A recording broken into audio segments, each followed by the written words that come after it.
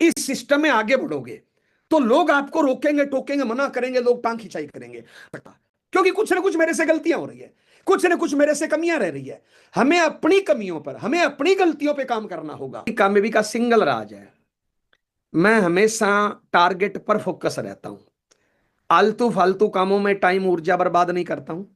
आलतू फालतू काम मेरी नजर में दारू, बीड़ी, पुड़िया, सिगरेट, किसी दूसरे की बहन बेटी को छेड़ना, दूसरों के कामों में टांग फंसाना, पीठ पीछे लोगों की बुराई करना, मोबाइल से खेलना, टीवी देखना, एक दूसरे की टांग खिंचाई करना, इन फालतू के कामों में टाइम ऊर्जा बर्बाद नहीं करता हूं।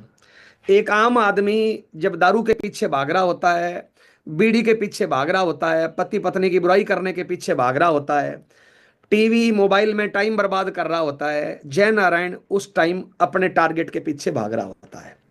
और इसीलिए आज मैं सफायर लेवल पे हूं, इसीलिए आप मेरे को सुन रहे हो। आप में से कई लोगों से मैं कम पढ़ा लिखा हूं, आप में से कई लोगों से मेरी नॉलेज कम है, आप में से कई लोगों से मेरी पर्सनैलिटी कमजोर है, आप में से कई लोगों से मैं वक्ता कमजोर हूं। लेकिन मेरे में एक खास बात है कि मैं टारगेट पर फोकस रहता हूं, आलतू फालतू कामों में ऊर्जा टाइम बर्बाद नहीं करता हूं। मेरा ऐसा मानना है, परमात्मा ने हम सबको बराबर शक्तियां दी है, बराबर ऊर्जा दी है, बराबर टाइम दिया है। 24 घंटे आपके पास है, 24 घंटे दुनिया में हर किसी के पास है। परमात्मा जब हमें सुबह उठाता है तो सबको बराबर एनर्जी, बराबर टाइम, बराबर ऊर्जा, जब हमें पैदा करता है तो सारी चीजें हमें बराबर देता है, कोई पक्षपात नहीं करता। अब हम हमारा टाइम और हम हमारी ऊर्जा कहां लगा रहे हैं, इस बात पे सफलता और असफलता टिकी रहती है। एक एग्जाम्पल सिंपल तरीके से समझ में आए। मान लो परमात्मा ने हम सबको सुबह उठाया और हमें बराबर टाइम, बराबर ताकत, बराबर ऊर्जा दे दी। अब सीधी भाषा में मान लो 1000 ग्राम ताकत, ऊर्जा, टाइम हमें दे दिया। अब सफल कौन है, असफल कौन है? सफल आदमी वो है जो अपनी 1000 ग्राम ऊर्जा अपने टारगेट पर, अपने काम पर लगा देता है, पूरा एकाग्र होके। वो हर इंसान दुनिया में सफल है, चाहे वो कोई भी फील्ड हो। असफल कौन है? परमात्मा ने ताकत तो दे दी 1000 ग्राम, लेकिन असफल वही है अब उस ऊर्जा को, उस ताकत को, उस टाइम को अलग अलग कामों में लगाते रहते हैं। जैसे मान लो 100 ग्राम खर्च कर दी दारू, बीड़ी, पुड़िया, सिगरेट पे, क्या मिला? 100 ग्राम खर्च कर दी किसी की पीठ पीछे बुराई करने में, क्या मिला? 100 ग्राम खर्च कर दी एक्स्ट्रा सोने में, 100 ग्राम खर्च कर दी मोबाइल टीवी में, 100 ग्राम खर्च कर दी किसी की टांग खींचने में, 100 ग्राम कहीं और, 100 ग्राम कहीं और। ज्यादातर इंसान जो आम आदमी है वो अपने शरीर की, अपने दिन भर की ऊर्जा, 900 ग्राम ऊर्जा गलत कामों में खर्च कर देते हैं, जिनसे कोई रिजल्ट नहीं आना, जिनसे जिंदगी पे कोई फर्क नहीं पड़ता। मात्र 100 ग्राम ऊर्जा अपने काम में लगाते हैं और फिर बोलते हैं हमारी किस्मत खराब, भाग्य खराब, तकदीर खराब। मेरी नजर में किस्मत, भाग्य, तकदीर कुछ होता ही नहीं है। हमारा टारगेट क्या है, हम कितना एकाग्र होकर किसी काम को करते हैं। देखिए साहब, आरसीए में तो करोड़ों लोग ज्वाइन है, और दुनिया के किसी भी फील्ड को ले लीजिए, जब कोई भी वैकेंसी खुलती है तो लाखों फॉर्म भरते हैं, लेकिन नंबर कुछ ही लोगों का आता है। कोई भी बिजनेस करते हैं, लाखों लोग करते हैं, लेकिन कामयाब कुछ ही लोग होते हैं। हाँ, आरसी में कामयाबी का रेशो बाकी कामों से ज्यादा है, लेकिन फिर भी करोड़ों लोग ज्वाइन करते हैं लेकिन कामयाब कम लोग होते हैं। ऐसा क्यों? आरसीएम सबके लिए सेम है। हम इस काम में कितने एकाग्र होकर काम करते हैं, कितनी ऊर्जा के साथ काम करते हैं, कितना अपनी नॉलेज को बढ़ाते हैं, कितना इसमें टाइम लगाते हैं, हमारा टारगेट क्या है, इन बातों पे सफलता और असफलता टिकी रहती है। सिंपल भाषा में अगर बात करें, किसी भी फील्ड में आप अगर सक्सेस होना चाहते हैं तो ज्यादा बड़ी बड़ी बात नहीं कर रहा हूं मैं। परमात्मा ने हमें 70, 80, 100 साल की उम्र दी है। मान लो 80 साल उम्र दी है जी आज के तारीख में, 15, 20 साल हमारा बचपन में चला गया, 15, 20 साल हमारा बुढ़ापे में चला गया। एक आम आदमी किसी को भी देखिए लगभग 30, 40 साल तक काम करता है। अब इस 30, 40 साल जो काम करता है, कुछ लोग सफल होते हैं, कुछ लोग असफल होते हैं। ऐसा क्यों? सफल वही लोग होते हैं जो इस 30, 40 साल में से 5 से 10 साल सीरियस हो जाए।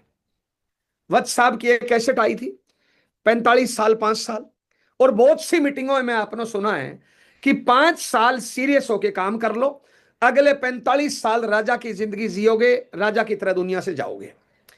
5 से 10 साल सीरियस हो जाओ। मैं मेरी जिंदगी को उठा के देखता हूं। 22 साल की उम्र में मैं आरसीएम में आया। मैं बीएससी एलएलबी था, वाई बीए एलएलबी डबल ए में बीएड थी। 22-23 साल की उम्र में आरसीएम में आया। 2 साल से मेरी रोल्टी आई, 29 महीने से मेरा टेक्निकल आया। वाइफ ने जब आरसीएम शुरू किया, डायरेक्ट पहले महीने रोल्टी आई और 9वें महीने वाइफ एमराल्ड थी। लगभग मेरे ज्वाइनिंग डेट से आप देखोगे तो 4 सालों में हम दोनों लोग एमराल्ड थे। वाइफ ने काम बाद में शुरू किया था। 4 साल में हम दोनों लोग एमराल्ड थे। और 31 मार्च 2006 में मेरे पास इनोवा गाड़ी थी और घर की इनकम आरसीएम से लगभग 3 लाख महीने की थी। उसके बाद शायद कभी मेरे को कोई ए बीक ज्वाइनिंग, कोई पैसा इधर उधर की टेंशन की, ये मेरे को कभी जिंदगी में नहीं हुई। यानी 4 साल कड़ी मेहनत कर ली। आज मेहनत मैं आज भी करता हूं, लेकिन आज मेरी मेहनत आरामदायक है। आज मुकेश कोठारी साहब, वत्स साहब, राजाराम सारण साहब आज भी मेहनत करते हैं, लेकिन आज उनकी मेहनत आरामदायक है। आप किसी भी सक्सेस इंसान को उठाइए, टाटा, बाटा, रिलायंस, बांगड़, अंबानी, धोनी, मोदी, सलमान, आरसी में जाऊं तो कोठारी साहब, वत्स साहब, सारण साहब, जिनको भी आप कामयाब लोगों को जानते हो, आप उनकी जीवनी उठाओ। वो 5 से 10 साल सीरियस हो गए, ज्यादातर 3-4 साल। आज कोई भी स्टूडेंट है, मान लो सिंपल उसने कोई डिग्री करी और पढ़ाई में एक मध्यम दर्जे का स्टूडेंट है, अगर वो 5 साल सीरियस हो जाए, दुनियादारी को भूल जाए, टाइम टेबल बना के मेहनत करे, मेरी गारंटी है ज्यादा नहीं तो वो गस्टर्ड अधिकारी बनेगा, बल्कि हो सकता है आईएएस बने, आईपीएस बने। वो 5 साल। आज आप जो भी हो, जैसा भी आपका जीवन है, आपकी पढ़ाई लिखाई क्या है, नॉलेज क्या है, लेडीज हो, जेंट्स हो, अमीर हो, गरीब हो, कुछ भी हो, 5 साल सीरियस हो जाइए। 24 घंटे का टाइम परमात्मा ने दिया है। 24 घंटे के टाइम का थोड़ा सा आप एजेंडा बना लीजिए। 6-7 घंटे नींद काफी होती है। 2 घंटे नहाने धोने, टॉयलेट, बाथरूम काफी होते हैं। अगर 6-7 घंटे से ज्यादा सोते हो तो कुंभकर्ण के समाज से आते हो, और 2-3 घंटे से ज्यादा टॉयलेट बाथरूम में रहते हो तो फिर पेट खराब है, डॉक्टर से इलाज कराओ या न्यूट्री चार्ज बायो एजेस5 वगैरह कुछ खाओ, स्वास्थ्य पे ध्यान दो। तो ये लगभग ये मान लो 8-9 घंटे हमारे शरीर को चाहिए। एक आम आदमी को, कामयाब आदमी को तो नहीं चाहिए। सुना है मोदी साहब 4 घंटे ही सोते हैं, लेकिन अपने को 6-7 घंटे सोना है मान लो, तो लगभग 8-9 घंटे इस शरीर को चाहिए। अब कर्म करने के लिए घंटे बचे 15-16। 15-16 घंटे कर्म का टाइम टेबल बना लीजिए कि कितने घंटे घर का काम करना है, नौकरी करनी है, दुकान करनी है, कितने घंटे आरसीएम करना है, और 5 साल सीरियस हो जाइए। 5 साल आरसीएम ज्वाइन करने के बाद इसको सर्वोच्च प्राथमिकता दे दीजिए। होली है, दीपावली है, रीति रिवाज है, ब्याह शादी फंक्शन है, जन्म मरण परम दिन है, समाज है, परिवार है, इन सब कामों को सेकंड प्रायोरिटी या थर्ड प्रायोरिटी पे कर दीजिए। 5 साल आरसीएम को सर्वोच्च प्राथमिकता दीजिए। होली दीपावली की वजह से, जन्म मरण परम दिन की वजह से आरसीएम को डिस्टर्ब मत करिए, उन कामों को डिस्टर्ब करिए। 5 साल, 5 साल सीरियस हो जाइए। अगले 50 साल राजा जैसी जिंदगी जिएंगे साहब, किसी चीज की कोई टेंशन होगी नहीं। और वैसे भी बीसी छाबड़ा सर इस सेशन में ज्यादा आते होंगे 1 बजे, तो आप लोगों ने उनसे सीखा होगा, कोई भी काम करो, चाहे अगर आप उस काम को लगातार 90 दिन तक कर लेते हो तो उस काम को करने की आदत बन जाती है, आपका शरीर आदी हो जाता है। अभी मान लो ये सुषमा बिष्ट बहन है, मान लो ये खेती किसानी नहीं जानती है, कुछ भी बाजार में रही है, मान लो ये लड़की जन्म से लेके अब तक बाजार में रही है, खेती किसानी के बारे में कुछ नहीं जानती है, लेकिन आज से ये खेती किसानी करे, फावड़ा चलाए, तो इसको थकान होगा, पसीना आएगा, हर शरीर के जोड़ जोड़ में दर्द होगा। कितने दिन? 5-10 दिन, 15 दिन, 20 दिन, 20 दिन बाद थकान गायब हो जाएगी। अगर ये उस काम को 90 दिन तक कर लेगी तो 90 दिन के बाद जिस दिन ये काम नहीं करेगी उस दिन इसको थकान हो जाएगी, यानी इसका शरीर आदी हो गया वो काम करने का। तो कोई भी काम को आप 90 दिन कर लीजिए, आपकी आदत पड़ जाएगी। तो अपना टाइम टेबल बनाइए 15-16 घंटे का, आरसीएम ज्वाइन करिए। थोड़ा सा आरसीएम को ध्यान से देखिए। आप बाजार से सामान खरीदते हो, पक्का बिल नहीं मिलता, आरसी में पक्का बिल मिलता है। बाजार में गारंटी नहीं, आरसी में गारंटी मिलती है। बाजार में कोई सामान फ्री नहीं, इधर 7वें महीने फ्री मिलता है। बाजार में कोई इनकम नहीं आती, यहां से इनकम आती है। जो बाजार से खरीदा वही सामान आरसी से खरीदना है। बस थोड़ी थोड़ी आदतों में चेंज करना है। 4-5 छोटे छोटे काम करने हैं। क्या करना है सब? सबसे पहले हमें आरसीएम कंपनी का 100% सामान यूज करना है। और आज के तारीख में अगर 100% सामान यूज करें तो 400-500 प्रोडक्ट आराम से अपना 5000 पीबी से ज्यादा होता है, जिसको डायमंड क्लब बोलते हैं सीधी भाषा में, आराम से हो सकता है 100% यूज करे तो। दूसरा, इस सिस्टम को, इस मिशन को, इस अभियान को सीखना है जी। सीखने के लिए जूम मीटिंग होती है, गुरुकुल होता है, सेमिनार होते हैं, कितना माध्यम है, यूट्यूब चैनल है, इतने सीखने के बहुत से माध्यम है, कहीं से सीखिए। लेकिन सीखने में ध्यान देना है। आप थोड़ा सा यहां पे चेक करिए, जिनका जो लोग आरसीएम मिशन में, आरसीएम अभियान में तेजी से आगे बढ़ रहे हैं और जो धीरे आगे बढ़ रहे हैं, आप महसूस करो उनमें क्या अंतर है। जो लोग तेजी से आगे बढ़ रहे हैं वो लगातार सीरियस होकर इस काम को कर रहे हैं, और जो धीरे से आगे बढ़ रहे हैं वो लोग सीरियस नहीं है। आप चेक करिए, मीटिंग होती है फील्ड में या ये जूम मीटिंग होती है, जिनका तेजी से आगे बढ़ रहे हैं लेवल, जिनकी तेजी से पीने बदल रही है, वो रोज मीटिंग अटेंड करते हैं, वो जो भी लोकल सेमिनार होता है वो अटेंड करते हैं, जब भी एकेडमी होती है, कोई टूर होता है, कोई ट्रेनिंग होती है, कोई बड़ा प्रोग्राम होता है, कभी भी मिस नहीं करते। आज तक कोई बड़ा प्रोग्राम बताओ कि वत्स साहब उस प्रोग्राम में नहीं थे। आज तक कोई भी बड़ा प्रोग्राम बताओ जिसमें कोठारी साहब नहीं थे, राजा राम साहब नहीं थे। लेकिन जिनका जो धीरे आगे बढ़ रहे हैं वो लोग एक मीटिंग में आएंगे, फिर 4 मीटिंग में नहीं आएंगे, 2 बड़े प्रोग्रामों में आएंगे, फिर 2 में नहीं आएंगे। वो कभी कभार अपलाइन का कहना मानेंगे, कभी कभार नहीं मानेंगे। तो ये चीजें अपने को सीखनी है, हर चीज सीखनी है कि लोग तेजी से आगे बढ़ रहे हैं तो मैं क्यों नहीं बढ़ रहा। तीसरा काम, डेली एक्शन करना, यानी रोज काम करना है। आप अपना टाइम टेबल बना लीजिए कि आरसीएम को 2 घंटे दोगे, 4 घंटे दोगे, 6 घंटे दोगे, 8 घंटे दोगे, आप अपनी मर्जी के मालिक हो। आप अपनी सुविधा के हिसाब से टाइम बना लीजिए। और करना क्या है, आरसीएम में 2 ही तो काम है, बेचना, जोड़ना, और काम क्या है? डेली घर से निकलना है, 2-4 लोगों को आरसीएम बताना है, जुड़े तो जोड़ना है, नहीं जुड़े तो उनको सामान बेचने का प्रयास करना है। दोनों ही नहीं हो रहे तो उनको जूम मीटिंग में, गुरुकुल में, मीटिंग में, सेमिनार में, जो भी फंक्शन होता है उसमें इन्वाइट कर लीजिए। लेकिन डेली घर से निकलना है। अब जो लोग तेजी से आगे बढ़ रहे हैं उनका टाइम टेबल है, उनका अनुशासन है, उनके कुछ अपने नियम है, अपने कायदे कानून बना रखे हैं उन्होंने साहब कि रोज घर से निकलना है। और जो धीरे आगे बढ़ रहे हैं उनके कोई नियम नहीं है, उनके कोई कायदे कानून नहीं है, वो कभी कभार करेंगे, बाकी नहीं करेंगे साहब। चौथा काम, हर महीने टारगेट लेके काम करना है। तो 2-4 चीजें आप नोट कर सकते हो। हर महीने टारगेट लेना है। पहला टारगेट, इस महीने में खरीदारी कितनी करूंगा। हर महीने कोशिश करिए कि थोड़ी बहुत खरीदारी बढ़े। दूसरा काम, इस महीने नई ज्वाइनिंग कितनी कराऊंगा। तीसरा काम, इस महीने कितने लोगों को जूम डाउनलोड कराऊंगा। चौथा टारगेट, इस महीने कितने लोगों को साड़ी दिलवाऊंगा, कितने लोगों के कोट पैंट सिलवाऊंगा, कितने लोगों को मीटिंग में इनवाइट करूंगा। ये 5-7 चीजों का टारगेट बना लीजिए। हर महीने बढ़ते क्रम में आए। गड़बड़ कहां है? जो धीरे आगे बढ़ रहे हैं, 2 साल पहले भी अकेले थे, आज भी अकेले हैं। 2 साल पहले भी वो जूम पे अकेले आते थे, आज भी अकेले आते हैं। 6 महीने पहले भी वो जूम पे अकेले आते थे, आज भी अकेले आते हैं। 6 महीने पहले भी उनके टीम में कोट पैंट टाई में और साड़ी में 5 लोग थे, 6 महीने बाद आज भी 5 लोग हैं। 6 महीने पहले जब भी मीटिंग होती थी, बड़ी सेमिनार होता था, तो वो मीटिंग में अकेले आते थे, आज भी अकेले आ रहे हैं। तो 6 महीने की ग्रोथ कहां है? पिछले 6 महीने में आपकी टीम में डायमंड क्लब कितने बढ़े, आपके टीम में कोट पैंट टाई कितनी बढ़ी, आपके टीम में साड़ियां कितनी बढ़ी, आपकी जूम पे संख्या कितनी बढ़ी, कितने लीडर है जो आपका कहना मानते हैं। आप अपनी अपलाइन का कहना मानते हो, नहीं मानते हो? तो ये चीजें 6 महीने में कितनी बढ़ी, पिछले 1 महीने में कितनी बढ़ी, इन हर चीजों का 1 तारीख को टारगेट डिसाइड करिए और पूरे महीने उस पर फोकस करिए। 5वां काम, आपस में रिलेशन मजबूत रखना है। चाहे कंपनी के साथ हो, अपलाइन के साथ हो, टीम के साथ हो, परिवार के साथ हो, समाज के साथ हो, जहां जहां रिश्ते मजबूत होंगे वहां वहां यह अभियान तेजी से आगे बढ़ेगा। और जहां जहां रिश्ते कमजोर होंगे वहां वहां विनाश होता जाएगा, यह सिस्टम आगे नहीं बढ़ेगा। ये 5 काम करने से मेरी तकदीर तस्वीर बदली है। 2-4 नियम और, इस सिस्टम में आगे बढ़ोगे तो लोग आपको रोकेंगे, टोकेंगे, मना करेंगे, लोग टांग खिंचाई करेंगे, परिवार वाले करेंगे, समाज वाले करेंगे, कुछ टीम के लोग करेंगे, कुछ अन्य कंपनियां करेंगी, आपको डिस्टर्ब करने का प्रयास करेंगे। दुनिया का सबसे मजबूत पक्षी है बाज। दुनिया का सबसे मजबूत पक्षी है बाज।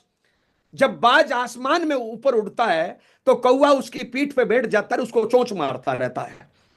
लेकिन बाज कभी भी कौवे की परवाह नहीं करता, कौवे को गिराने का प्रयास नहीं करता, कौवे को गिराने में अपनी ऊर्जा बर्बाद नहीं करता है। बाज अपनी उड़ान को और ऊपर और ऊपर और तेज और ऊपर करता जाता है, और धीरे धीरे बाज इतना ऊपर चला जाता है कि हवा का दबाव कम हो जाता है और कौवा अपने आप नीचे गिर जाता है।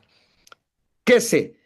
बाज कौवे को गिराने का प्रयास नहीं करता, कौवे की परवाह नहीं करता है, वो अपनी उड़ान को ऊपर करता है, अपनी पूरी ताकत एकाग्र होकर अपनी उड़ान को आगे बढ़ाने में लगाता है।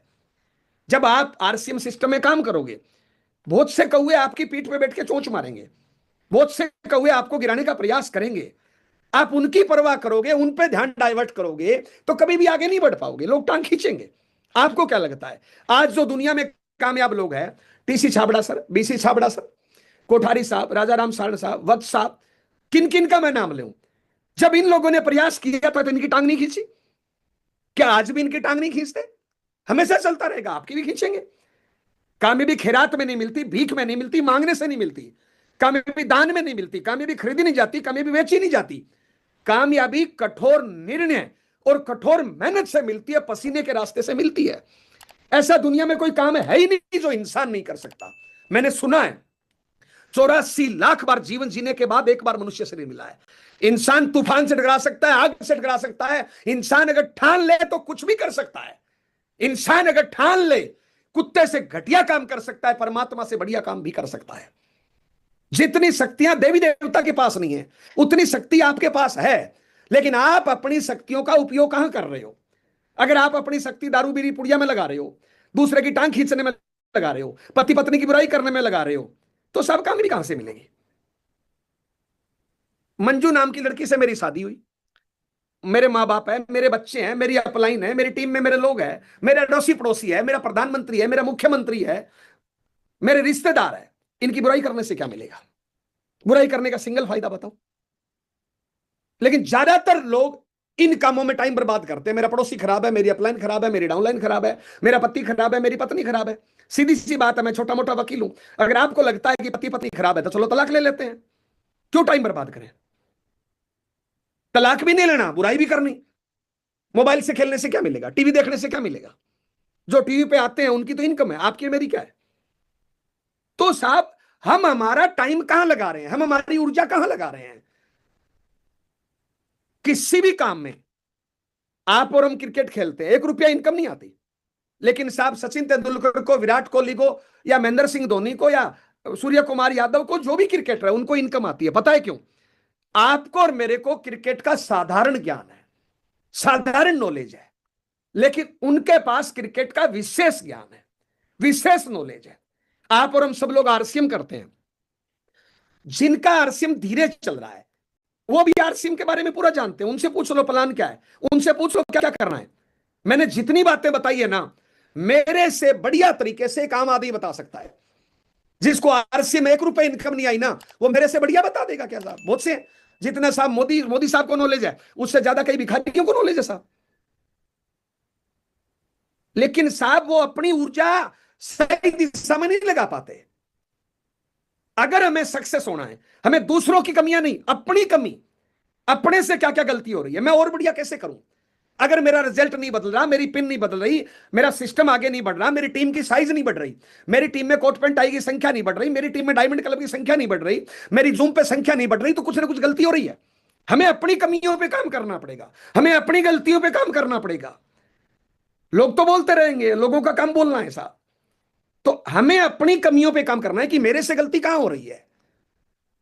जब अपने मेरे जैसा कोई दूसरा इंसान मेरी तरह ही पैदा हुआ, मेरी तरह ही पला बड़ा हुआ, और मेरे जैसी ही पढ़ाई लिखाई है, वो जब आरसीएम में सक्सेस हो सकता है, तो फिर मैं सक्सेस क्यों नहीं हो सकता? क्यों नहीं हो सकता?